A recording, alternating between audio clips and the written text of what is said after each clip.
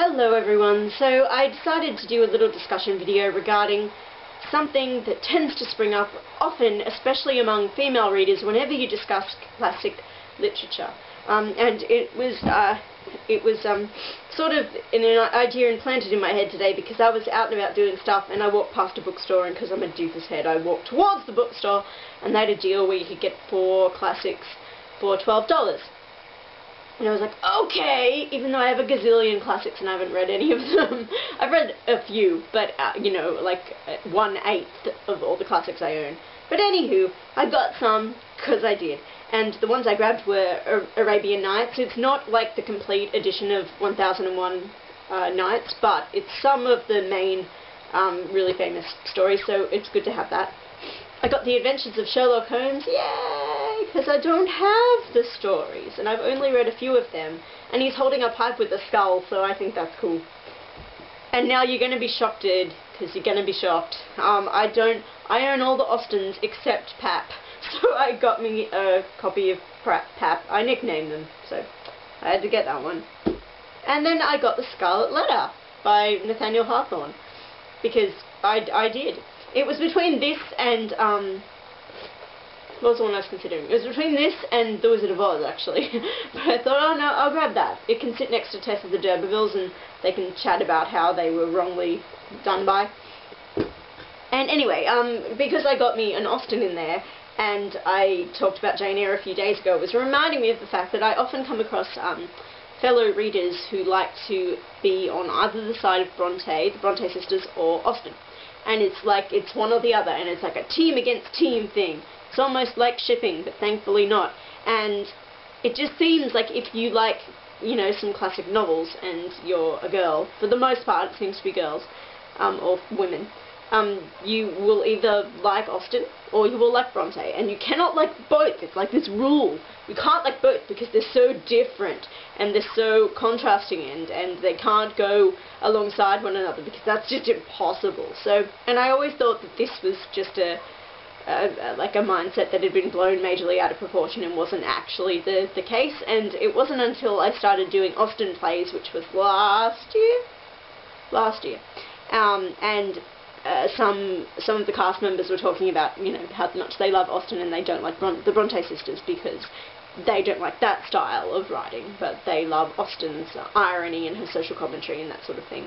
And they find the Bronte sisters too melodramatic and too serious and often too dull because they hate all the nature illusions and all those metaphors and stuff. And so, and they said that one of my friends made a statement that her mother had told her once that you can either like Brousten, ha, that's what their like shipping name is.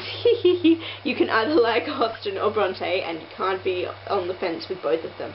And I'm totally on the fence with both of them, or rocking both teams, because I thoroughly enjoy and appreciate both. And I don't know why there's a comparison to begin with anyway, given that it's 3 sisters versus 1 person. And that doesn't seem entirely fair. Even though all up, obviously, Austen wrote and published and produced more work than all the Bronte sisters combined, but still, it's not a very fair comparison. Also because there are the differences that there are. I still don't understand why exactly it happens. But it just seems to. It's kind of inevitable, and often whenever you see a discussion on one or the other, then the other one will be mentioned. And also it's just different time periods. You've got Regency England and Victorian England. So, like, you know, there's a good, how many years between all of them, really? Like 30, 40 years between when they were each writing. Well, between when they were each writing is like 50 years, really. Because I think that Charlotte Bronte was 1 year old when Austen died. So yeah, there's a span there, and so I don't see, like, time-wise they don't overlap either, so I'm not sure what started it all. I do know that a lot of Janeites, which is the nickname for Austen fans, I know they don't care for Charlotte very much because she dissed Jane Austen's writing at one point, and said that she doesn't understand passion and things, and, you know, I mean, I guess I can understand people would, you know, be angry at her for that, but, every writer is allowed their opinion of other writers' work and their style, so I don't really hold that against her. And I find that I'm happy to appreciate both. There's plenty to really enjoy with the Brontes' work, and they have their own styles, the three of them. It's like they're always lumped together, but they do very much have their own way of working and the things they like to focus on. So even within the three of them, there's different things you can appreciate. And then within Austen's writing, I think there's also different things you can appreciate from novel to novel, because some of the books have a more, like, obvious comedic bent, and then others are slightly more serious work. And I don't think, because like the comedic side of things and the irony and all that, and the social commentary is so often played up with Austen, people forget that I think she still concentrates in her own way on human emotion and human relationships very well. It's just in a different manner and approach than the Bronte sisters took. And I think upbringing has a lot to do with that as well. I mean, they essentially really, in terms of their emotional atmosphere and that, led very different lives in their family life and how they were brought up and where they were brought up as well. And that's all going to inform the differences.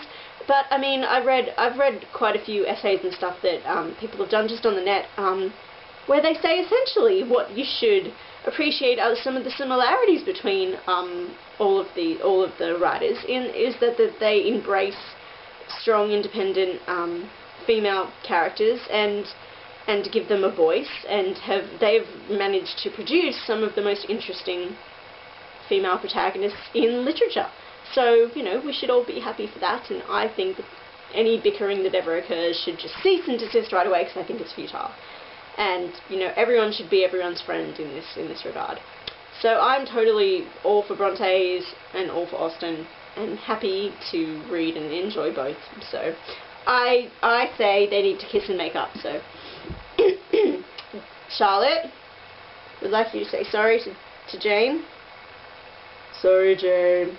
I guess your work's okay. That's okay, Charlotte. I really don't mind, you know. Oh, alright. They're friends now. Just in addition, I can hear some of you Janeites saying, oh, but Jane wouldn't want to be friends with the Brontes because she totally ripped off the Gothic genre with Northanger Abbey, so she'd just laugh at their work.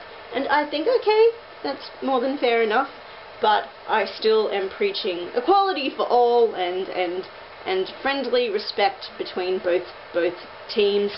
Also, I would like to think that if the Bronte sisters came across Northanger Abbey, and I'm sure they did at some stage, I would like to think that at least one of them had the good sense to have a chuckle and just laugh at the sheer fun that was this book and not take any offence to it. So, yeah, just I figured someone at some point would come up with that counter argument, but I'm preaching peace is what I want between the Janeites and the do Bronte fans have a nickname?